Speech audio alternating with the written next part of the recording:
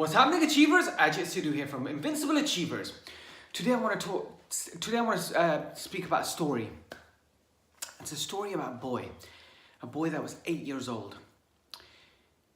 This boy used to love playing and he used to enjoy in the imagination world.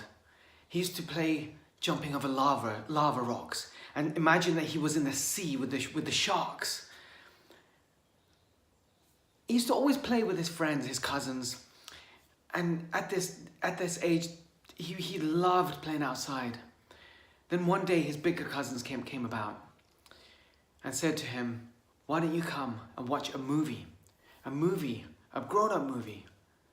And so this young boy decided to go and watch this grown-up movie, 18 rated, Nightmare on Elm Street.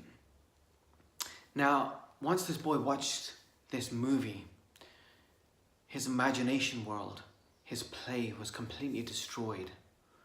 The boogeyman existed in his head. Freddy existed in his head. He couldn't play anymore. He was tormented. He couldn't go to sleep. He lived a life of fear, constant fear, thinking that in any dark corner, Freddy could be there. He didn't know what to do. But then he realized one thing. When he used to play with toys, when he used to play imagination games, he was able to get rid of the boogeyman, get rid of Freddy, because he was in control of this world. There was nothing that he could not do. So he began to play.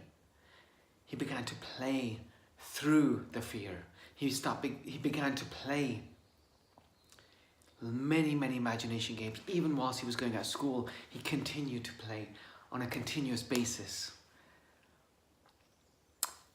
And finally, the boogeyman did release him, and he did leave. But he didn't want to let go of the world of play and imagination, but he was growing older. All his friends had given up their toys. They didn't have any more toys to play with. They were playing with the big boy stuff. He didn't want to grow up, just like Peter Pan didn't want to grow up. But he knew he had to. He had to act like he was a grown-up. So he began to act like he was a grown-up. And everyone began to think that he was very mature. Nobody could actually see the true inner child that was playing the imagination of an adult.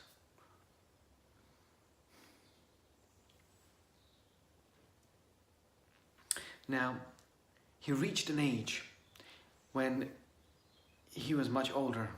He owned businesses and he was about to get married. And he knew that at this time, he had to let go of the imagination world. He was going to become an adult finally. But he didn't want to do that. But he did. And once he let go, he thought he was free. He thought he was like everyone else. However, when he had his first child, he realized he didn't know what to do. He was doing what every other parent did. And he started going through the process of failure, through fear, through anxiety, through stress. And going through that process, the boogeyman could start coming back. And he started to feel fear again. He couldn't go to sleep anymore. He was anxious. But then he had to remember how he released the boogeyman before, how he overcame it. And that's when he realized that he had to begin to play again. And so he began playing and enjoying parenting. And through that, he built a massive loving connection with his child. And he realized how important it was for every single person to know how to play, because he himself had gone through the process of being tormented by his mind, being tormented by the external world in his eyes, but overcoming it all through play. And that's why learning through play is one of the most crucial things that any parent should learn and must learn, because it builds a deep connection with their child. But not only that, it gives them freedom to live in an imagination world, to be able to remember what we were before. Now that story was the story of my story, of what happened to me when I was younger. But I overcame it through play, and to this day I still play. I love playing, getting onto the floor. I love looking into my children's eyes, but I love wrestling with them. These things build connections. But not only that, Mary Poppins said it the right way. A spoonful of sugar makes the medicine go down. Even whilst we need to clean up, tidy up, get ready, put your clothes on, we play through it. There was a time when I had to act like Baymax from one country, France, all the way in the plane, all the way back here. But then again, that was a few hours. Nobody realized that I had been playing an adult for over 20 years. So a couple of hours didn't make a difference.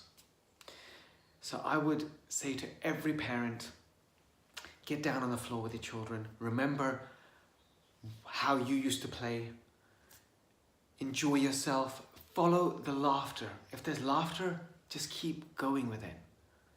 Because at the end of the day, you're not going to spoil your children through the process of playing.